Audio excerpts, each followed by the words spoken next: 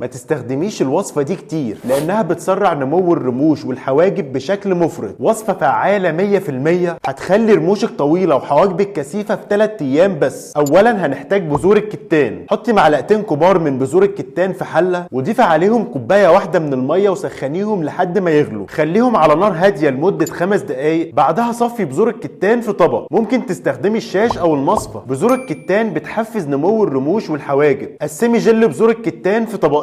حطي معلقه كبيره من جل الصبار في الطبق الاول. جل الصبار بيكثف شعر الحواجب والرموش. وضيفي عليهم معلقه صغيره من زيت الخروع. زيت الخروع بيقوي شعر الحواجب والرموش. اخلطيهم لحد ما يكونوا قوام متجانس. وضيفي عليهم من 13 ل 15 قطره من زيت جنين القمح. زيت جنين القمح بيحتوي على فيتامين اي اللي بيحفز النمو السريع للرموش والحواجب. امزجي المكونات كويس وحطي الخليط في علبه محكمه الاغلاق. ممكن تخزنيه في الثلاجه لمده اسبوع. حطي الخليط على حواجبك ورموشك بالمسكرة قبل النوم، واول ما تصحي نضفي حواجبك ورموشك بمنديل. هتلاقي نتائج مذهلة من اول اسبوع وسهلة.